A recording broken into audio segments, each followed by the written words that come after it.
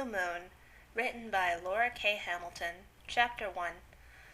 I was dreaming of cool flesh and sheets of color of fresh blood. The phone shattered the dream, leaving only fragments, a glimpse of midnight blue eyes, hands gliding down my body. His hair flung across my face in a sweet scented cloud. I woke in my own house, miles from Jane's cot. With the feel of his body clinging to me, I fumbled the phone from the bedside table and mumbled, "Hello? Annetta, is that you?" It was Daniel Zeman, Richard's baby brother. Daniel was 24 and cute as a bug's ear. Baby didn't really cover it. Richard had been my fiancé once upon a time, until I chose James Claude over him. Sleeping with the other man put a real crimp in our social plans. Not that I blamed Richard. No, I blamed myself. It was one of the few things Richard and I still shared. I squinted at the glowing dial of the bedside clock. 3:10 a.m. Daniel, what's wrong? No one calls at 10 after the witching hour with good news. He took a deep breath, as if preparing himself for the next line. Richard's in jail. I sat up, sheets sliding into a bundle to my lap. What did you say? I was suddenly wide awake, heart thudding, adrenaline pumping. Richard's in jail, he repeated. I didn't make him say it again, though I wanted to. What for? I asked. Attempted rape, he said. What? Daniel repeated it. It didn't make any more sense than the second time I heard it. Richard is like the ultimate Boy Scout, I said. I believed murder before I believed rape. I guess that's a compliment, he said. You know what I meant, Daniel. Richard wouldn't do something like that. I agree, he said. Is he in St. Louis? I asked. No, he's still in Tennessee. He finished up his requirements for his master's degree and got arrested that night. Tell me what happened. I don't exactly know, he said. What do you mean? I asked. They wouldn't let me see him, Daniel said. Why not? Mom got in to see him, but they wouldn't let all of us in. Has he got a lawyer? I asked. He says he doesn't need one. He says he didn't do it. Prison is full of people who didn't do it, Daniel. He needs a lawyer. It's his word against the woman's. If she's local and he isn't, he's in trouble. He's in trouble, Daniel said. Shit, I said. There's more bad news, he said. I threw the covers back and stood, clutching the phone. Tell me. There's going to be a blue moon this month. He said it very quietly. No explanation, but I understood. Richard was an alpha werewolf. He was head of the local pack. It was his only serious flaw. We'd broken up after I'd seen him eat somebody. What I'd seen sent me running to James Claude's arms. I'd run from the werewolf to the vampire.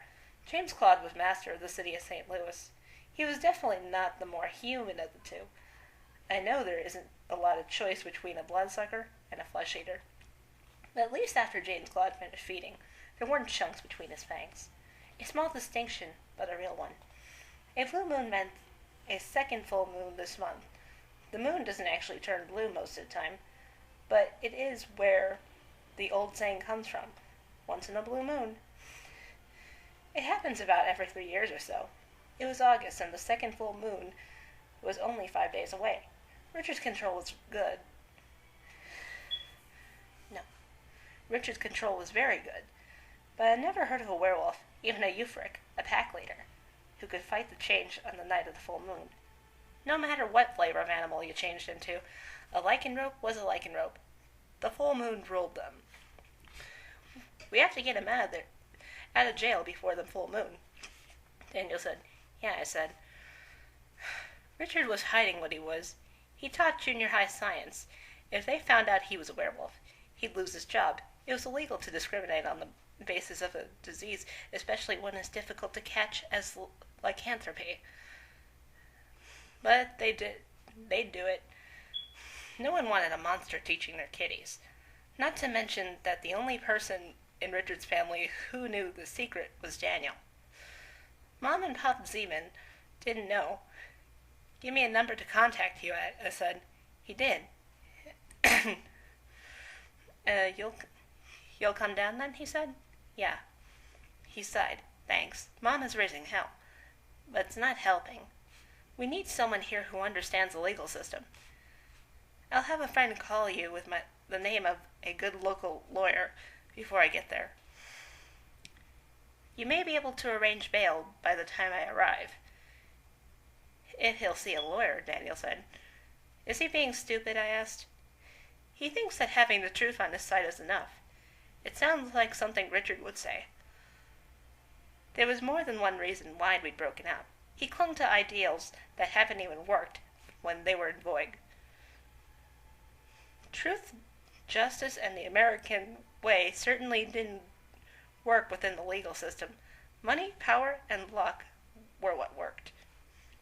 Or having someone on your side that was part of the system. I was a vampire executioner. I was licensed to hunt and kill vampires once a quarter order of execution had been issued.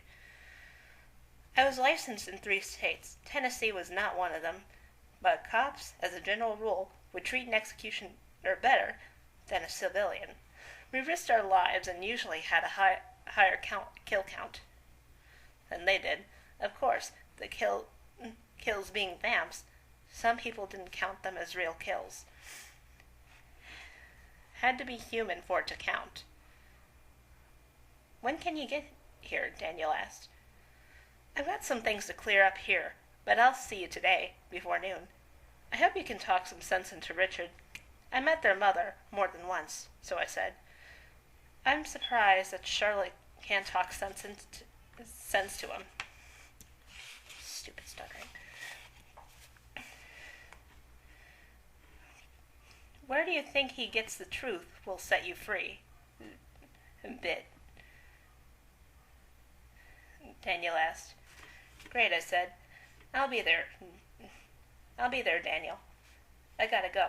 He hung up suddenly as if afraid of being caught. His mother had probably come into the room. The Siemens had 4 sons and a daughter. The sons were all 6 foot or above. The daughter was 4'9". No, 5'9". They were all over 21, and they were all scared of their mother. Not literally scared, but Charlotte Zeman wore the pants in the family. One family dinner, and I knew that. I hung up the phone, turned on the lamp, and started to pack.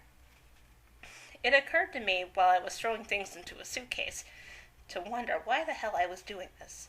I could say that it was because Richard was 1/3 of the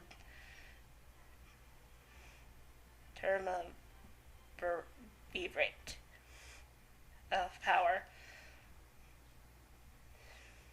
that James Claude had forged between the 3 of us.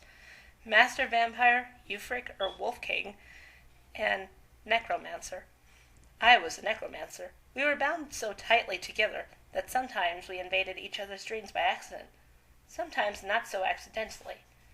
But I was writing to the rescue because Richard was our 3rd. I could admit to myself, if to no one else, I still loved Richard. Not the way I loved James Claude, but it was just as real. He was in trouble, and I would help him, if I could. Simple, complicated, hurtful? I wonder what James Claude would think of me dropping everything to go rescue Richard. It didn't really matter. I was going, and that was that. But I did spare a thought for how that might make my vampire lover feel.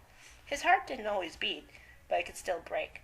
Love sucks. Sometimes it feels good. Sometimes it's just another way to bleed.